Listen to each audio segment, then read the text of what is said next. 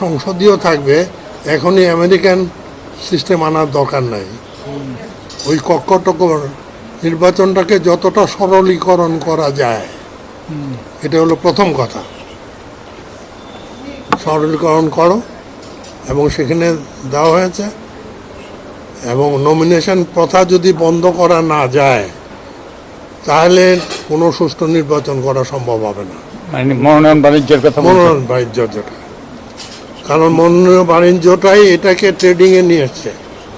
20 কোটি টাকা দিয়ে কিনবো, 10 কোটি টাকা ছড়াবো, 5 বছর থাকলে 200-250 কোটি টাকা লাভ করবো। সোজা হিসাব। এমপি চরিত্র নষ্ট হচ্ছে এই জন্যে। কাজে এগুলাকে আমরা বলছি যে এটাকে আনুপাতিক হারে নির্বাচন করেন।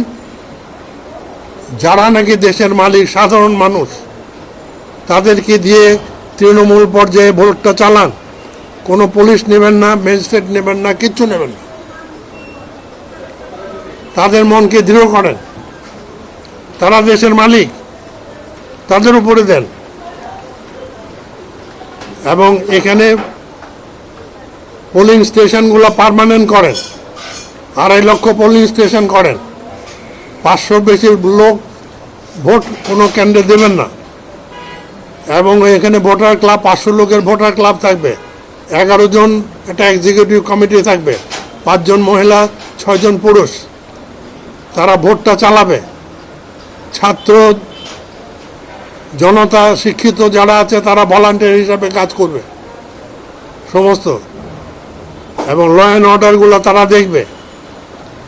8টা থেকে 12টা পর্যন্ত ভোট, 4 ঘন্টায় ভোট শেষ হয়ে যাবে। 1 ঘন্টা লাগবে গুনতে।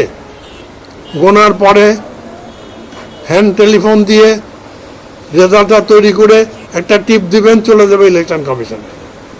যাওয়ার পথে 3-4টা জায়গায় রেকর্ড থেকে যাবে। ইউনিয়ন পরিষদে একটা অফিস থাকবে, উপজেলাতে একটা অফিস থাকবে, ইলেকশন অফিসার আছে, ডিস্ট্রিক্টে ইলেকশন অফিসার আছে, ডিভিশনে ডেপুটি ইলেকশন কমিশনার আছে।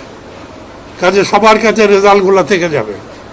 তাহলে রেজাল্টের মধ্যে আঙ্গুল দেওয়ার আর কারো কোনো ক্ষমতা থাকবে না। নির্বাচন কমিশন শত চেষ্টা করলেও কিছু করতে পারবে না। তিনি জনগণকে সম্পৃক্ত করার কথা বলেছেন। আনুপাতিক পদ্ধতিতে নির্বাচনের কথাটা মনে হয় বলছেন। এটাই তো আনুপাতিক হার। স্যার, আপনি একদিকে বলছেন নির্বাচন সরলীকরণের কথা বলছেন, অন্যদিকে আবার আনুপাতিক পদ্ধতি। না, ওটাই সরলীকরণ। আনুপাতিকটা যদি ভোট দিবে মানুষ দলকে, প্রার্থীকে নয়। যখন দলকে ভোট দেবে তখন পয়সা খরচের লোক থাকবে না, থাকবে? এখন পয়সা খরচ করে কেন?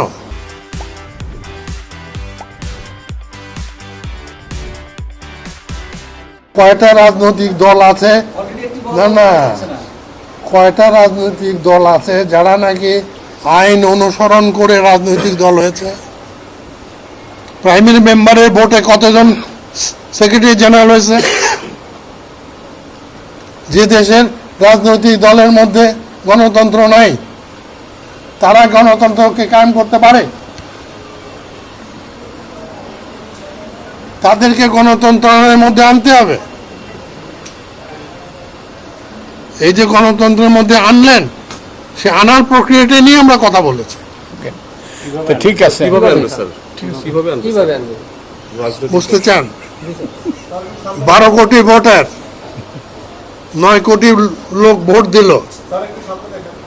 15টা পলিটিক্যাল পার্টি আছে, কমপ্লিট করলো।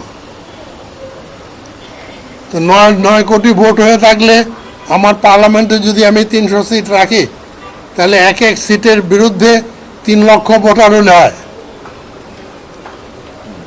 যারা 3 লক্ষ পাইল তারা একজন পাঠাতে পারবে, 6 লক্ষ পাইলে 2 জন, 9 লক্ষ পাইলে 3 জন পারবে।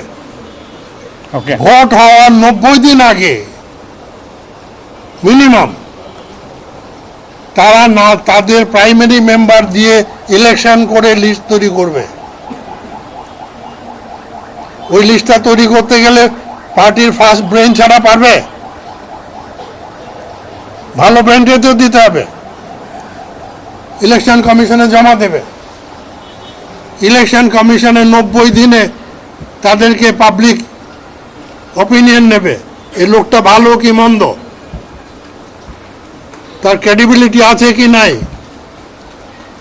পাবলিক অপিনিয়ন নিয়ে লিস্টটা ফাইনাল করবে। ফাইনাল করলে কি হবে,